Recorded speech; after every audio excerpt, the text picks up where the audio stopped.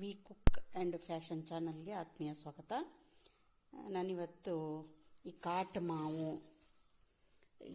ಮಾವು ಏನಿರುತ್ತೆ ಇದರದ್ದು ಸಾಸಿವೆ ಮಾಡೋದು ಹೇಗೆ ಅಂತ ನಾನು ತೋರಿಸ್ತೀನಿ ನೋಡಿ. ಇನ್ನು ಈ ಕಡೆ ಮಲೆನಾಡಲ್ಲಿ ತುಂಬ ಈ ಥರ ಮಾವಿನ ಹಣ್ಣುಗಳು ಸಿಗ್ತವೆ. ನೋಡಿರ್ಬೋದು, ಇದು ಕಾಡಲ್ಲಿ ಸಿಗೋವಂಥದ್ದು. ಇದು ತುಂಬ ಸಿಹಿ ಇದೆ, ಕೆಲವೊಂದು ಹುಳಿ ಇರುತ್ತೆ ಸ್ವಲ್ಪ, ಆದರೆ ಇದು ತುಂಬ ಸಿಹಿ ಇದೆ. ಇದ್ರದ್ದು ಸಾಸಿವೆ ಮಾಡ್ತೀವಿ, ಕಾಯಿ ರಸ ಮಾಡ್ತೀವಿ, ಮತ್ತು ಹುಳಿ ಮಾಡ್ತೀವಿ, ಎಲ್ಲದನ್ನು ಮಾಡ್ತೀವಿ. ನಾನೀಗ ಇದರದ್ದು ಒಂದು ಸಾಸಿವೆ ಮಾಡೋದು ಹೇಗೆ ಅಂತ ತೋರಿಸಿಕೊಡ್ತೀನಿ ನೋಡಿ. ಇದನ್ನು ಮಾವಿನ ಹಣ್ಣನ್ನು ಫಸ್ಟು ಈ ಥರ ನೀರಿಗೆ ಹಾಕಿ ತೊಳ್ಕೊಳ್ತೀನಿ. ಇದು ಕಾಡಲ್ಲಿ ಬಿದ್ದಿರೋದ್ರಿಂದ ಇದನ್ನು ಚೆನ್ನಾಗಿ ತೊಳಿಬೇಕು, ಯಾಕೆಂದರೆ ಧೂಳಿರುತ್ತೆ, ಇದರಲ್ಲಿ ಮಣ್ಣೆಲ್ಲ ಇರುತ್ತೆ, ಹಾಗಾಗಿ ಇದನ್ನು ತೊಳ್ಕೊಬೇಕು.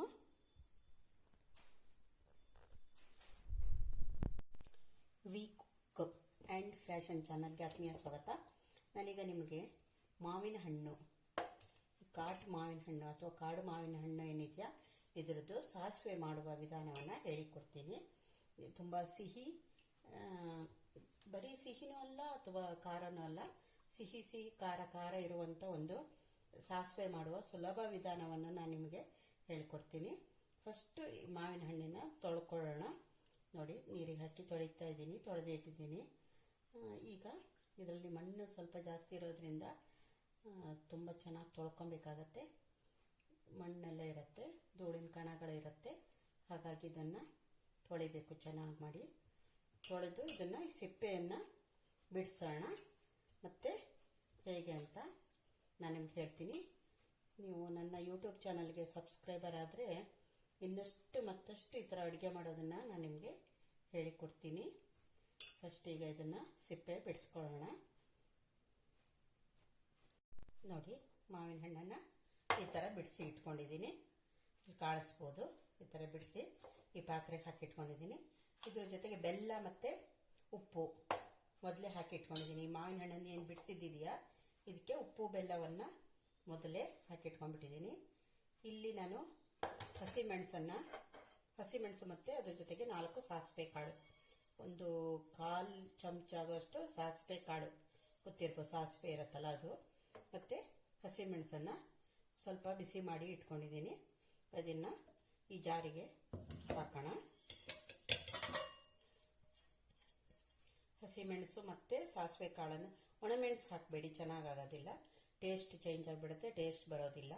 ಹಾಗಾಗಿ ನಾವು ಹಸಿಮೆಣಸನ್ನೇ ಹಾಕಬೇಕು ಇದಕ್ಕೆ. ನೋಡಿದ್ರಲ್ಲ, ಈ ಜಾರಿಗೆ ಹಸಿಮೆಣಸು ಹಾಕಿಟ್ಟಿದ್ದೀನಿ. ಮತ್ತು ಇದಕ್ಕೆ ಕಾಯಿ ತುರಿ ಒಂದು 2 ಸ್ಪೂನ್, ಜಾಸ್ತಿ ಬೇಕಾಗೋದಿಲ್ಲ, ಕಾಯಿ ತುರಿ ಜಾಸ್ತಿ ಹಾಕಬೇಡಿ. ಈ ಥರ ಒಂದು ಇಷ್ಟು 2 ಸರಿ ಆಗುವಷ್ಟು ಹಾಕಿ ಇದನ್ನು ಈ ಸ್ವಲ್ಪ ನೀರು ಹಾಕಿ ಇದನ್ನು ಮಿಕ್ಸಿ ಮಾಡಿಕೊಂಡು ಬರೋಣ.